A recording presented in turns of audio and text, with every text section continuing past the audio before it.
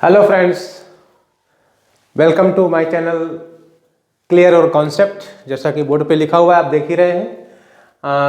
पहले भी मैंने 2 वीडियोस आपको दिए हुए हैं प्रोबेबिलिटी के ऊपर। आज हम जो चैप्टर डिस्कस करने वाले हैं वो फिजिक्स का इलेक्ट्रिसिटी चैप्टर है। बहुत इंपॉर्टेंट है, जो कि आपके बोर्ड के पेपर्स आ रहे हैं, तो नो डाउट आप भी इस तरीके की चीज़ों के ऊपर जाना चाहेंगे कि कोई ऐसा कॉन्सेप्ट आपको ला करके दे जिससे आपका बोर्ड का पेपर आसान हो जाए। क्योंकि मुझे लगता है कि सबसे ज़्यादा मुश्किल काम अगर कोई है तो जो आप बच्चों को लगता है वो बोर्ड का पेपर क्लियर करना। तो अभी एक कॉन्सेप्ट मैं लेकर के आया हूँ आपके पास इलेक्ट्रिसिटी के ऊपर। आप इसके ऊपर फोकस करिए, हम धीरे धीरे करके एक एक चीज़ों को करते चले जाएंगे।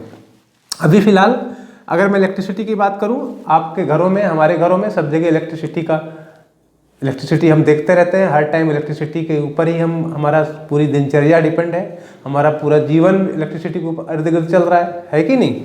तो अभी हम इलेक्ट्रिसिटी पढ़ते हैं। इलेक्ट्रिसिटी में जो सबसे इम्पॉर्टेंट डिफिनीशन है जिसके ऊपर हमें जाना चाहिए सबसे पहले, वो है करंट। करंट मतलब इसकी पहले डिफिनीशन हमें पता होनी चाहिए कि rate of flow of charge, rate of flow of charge is called current, अगर करंट को हम जानना चाहें तो इसी डिफिनीशन से जान सकते हैं कि rate of flow of charge, कोई याद करने वाली डिफिनीशन नहीं है। कितना चार्ज फ्लो करेगा किसी भी, अगर कंडक्टर को आप ले रहे हैं तो उस कंडक्टर के थ्रू कितना चार्ज फ्लो करेगा, उसी को बोलते हैं आप करंट। तो अगर आप करंट को डिनोट करते हैं, it is denoted by I से डिनोट करते हैं इसको, और आई इज इक्वल टू होता है Q upon T. I is equal to Q upon T, जहां पे Q क्या है, यहां पे Q क्या है, चार्ज इन कूलम, और आई क्या है, करंट, जैसे कि आपको पता ही है। आई क्या है, करंट। टी क्या है, टाइम इन सेकंड में टाइम। तो इस तरीके से आप करंट को डिफाइन कर सकते हैं कि rate of flow of charge is called current. किसी भी कंडक्टर के थ्रू, मैंने कंडक्टर यहाँ पे वर्ड यूज़ किया क्योंकि आप 10th क्लास के बच्चे हैं, तो कंडक्टर क्या होता है आप जानना चाहेंगे। तो कंडक्टर क्या है, कंडक्टर जो उसमें करंट को और हीट को आप उसके थ्रू पास करा सकें। कंडक्टर क्या होंगे, कंडक्टर के बारे में अगर जाने आप तो कंडक्टर क्या है, विच अलाउज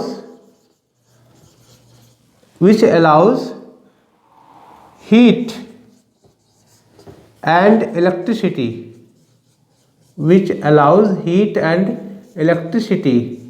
टू पास।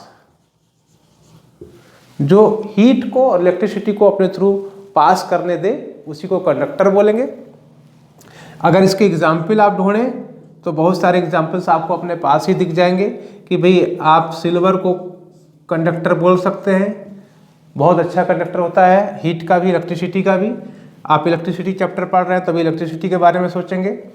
आपका कॉपर बहुत अच्छा कंडक्टर होता है इलेक्ट्रिसिटी का, यूज़ करते हैं आप अपने घरों में कॉपर का वायर। फिर आप यूज़ करते हैं एल्यूमिनियम बहुत अच्छा कंडक्टर है, चीप भी है, ईजिली आप यूज़ कर पाते हैं। एल्यूमिनियम और कॉपर, सिल्वर, और भी बहुत सारे एग्जाम्पल्स हो सकते हैं। गोल्ड भी हो सकता है, लेकिन गोल्ड इतना कॉस्टली होता है कि हमारे आपके रेंज में नहीं है, इस वजह से गोल्ड का यूज़ हम नहीं कर पाएंगे। अदरवाइज तो फिर आपको वहाँ पे सिक्योरिटी बिठानी पड़ जाएगी, है ना। तो गोल्ड को आप यहाँ पे कंसिडर नहीं करते हैं, जबकि कंडक्टर है बहुत अच्छा इलेक्ट्रिसिटी का वो भी, लेकिन we can not consider because of the security problem, क्योंकि बहुत सिक्योरिटी प्रॉब्लम, और सबसे बड़ी बात कि हम कॉस्ट बहुत बैठेगी, वो हम नहीं कर सकते। तो conductor which allows heat and electricity to pass कौन कौन से होते हैं, सिल्वर, कॉपर, एल्यूमिनियम एटसेट्रा, जो आप यूज़ करते हैं डेली लाइफ में। दूसरा जो आपको इस चैप्टर में पढ़ना है वो होते हैं इंसुलेटर्स। इंसुलेटर्स क्या होंगे, इंसुलेटर्स वो होंगे जो इसी का जस्ट उल्टा, जो कि अपने थ्रू हीट को या इलेक्ट्रिसिटी को पास ना होने दे। ठीक है ना। इंसुलेटर्स क्या होंगे? Which does not allow, which does not allow the heat and electricity, which does not allow the heat and electricity to pass. जो अपने थ्रू हीट को और इलेक्ट्रिसिटी को पास ना होने दे उसे क्या बोलेंगे? इंसुलेटर्स। ठीक है ना। Which does not allow the heat and electricity to pass. थोड़ा सा मार्कर में प्रॉब्लम है, आपको एडजस्ट करना पड़ेगा। Which does not allow the heat and electricity to pass. Example क्या हो सकता है इसका? एग्जाम्पल हो सकता है इसका वुड, लकड़ी, है ना। आप रबर और पेपर, माइका शीट्स आती हैं, ये सारे क्या हैं? इंसुलेटर्स हैं। और भी बहुत सारे इंसुलेटर्स आप ढूंढ सकते हैं। ये सारे क्या हैं? इंसुलेटर्स हैं। तो कंडक्टर जो करंट को पास होने दे, इंसुलेटर जो करंट को ना पास होने दे। आपके घरों में जो आप बोर्ड्स लगाते हैं, घर के ऊपर, घर के अंदर आप देखें बोर्ड्स लगे होते हैं, स्विच बोर्ड्स, वो क्या हैं? उसके ऊपर जो स्विचेस लगी हैं वो क्या है? इंसुलेटर्स हैं। उसके अंदर क्या लगा हुआ है? कंडक्टर लगा हुआ है। तार में क्या चल रहे हैं? कंडक्टर्स चल रहे हैं जिसके थ्रू करंट पास कर रही है। क्लियर? तो इसे आपको ध्यान में रखना है। करंट की बात कर ली हमने, कंडक्टर की बात कर ली हमने, इंसुलेटर्स की बात कर ली। अब बात आती है कि भाई जो करंट आपने बताया सर, इसकी यूनिट क्या है? तो करंट की जो यूनिट है बच्चों, जो करंट की यूनिट है वो होती है एम्पियर। कैपिटल ए से डिनोट करते हैं इसको। किससे? कैपिटल ए से डिनोट करते हैं। इसकी यूनिट क्या है? एम्पियर। क्लियर? तो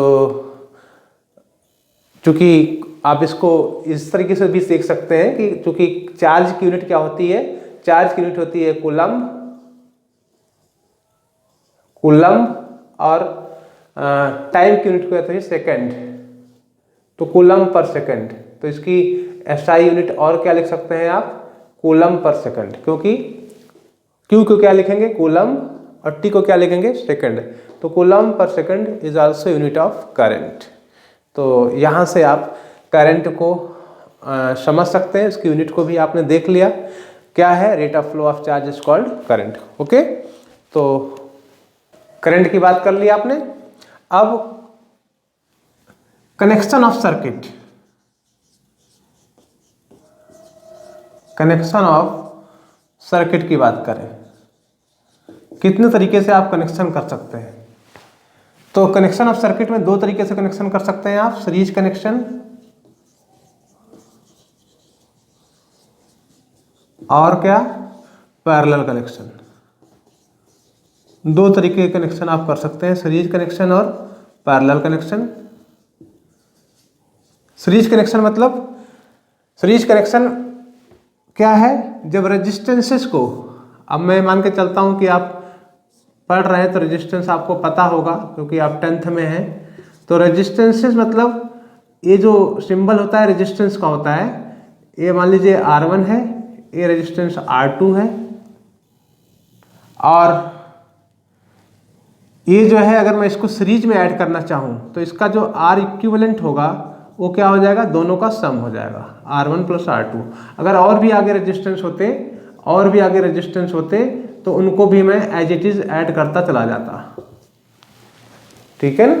तो आप इसको समझ पाएंगे कि जो सीरीज कनेक्शन होगा तो एक का एंड दूसरे का स्टार्टिंग, एक का एंड दूसरे का स्टार्टिंग, ऐसे कनेक्ट करते हैं आप जब सर्किट के अंदर वायर्स को, तो उनको बोला जाता है सीरीज कनेक्शन।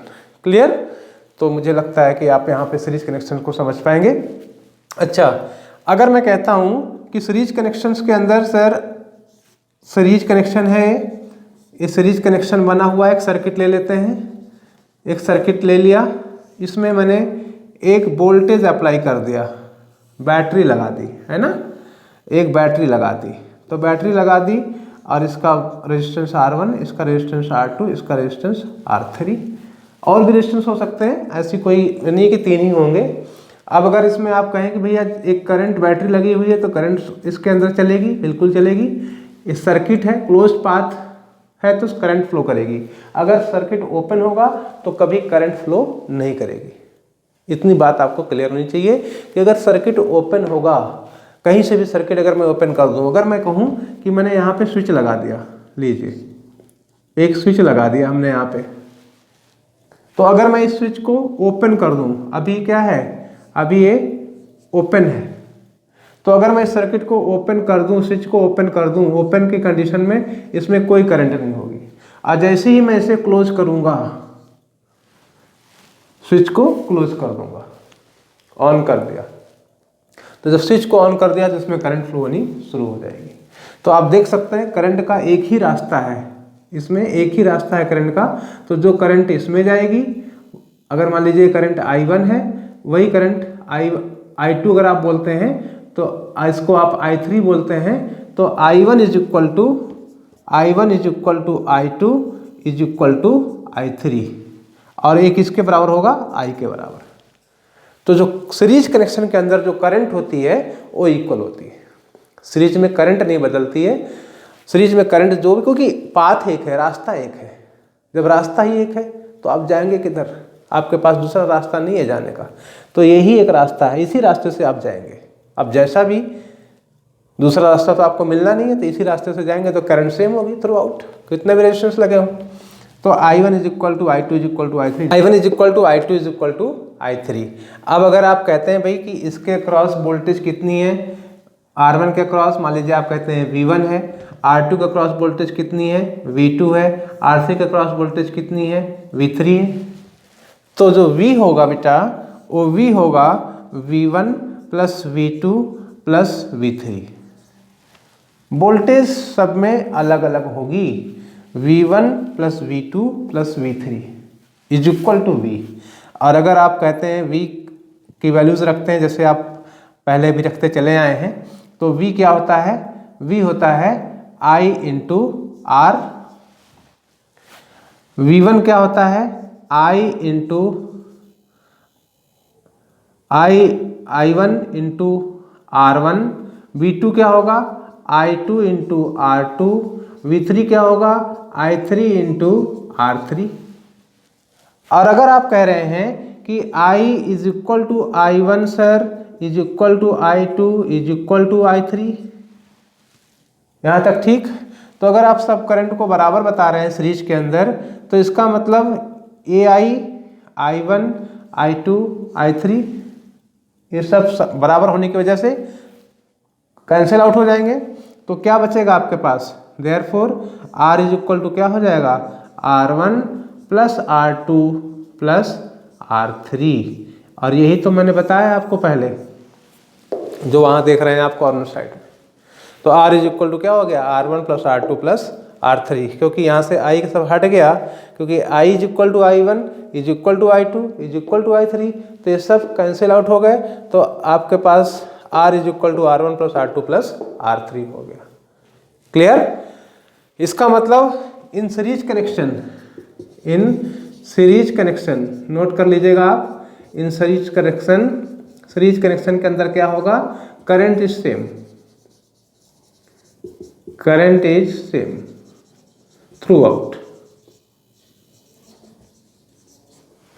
और इन सीरीज कनेक्शन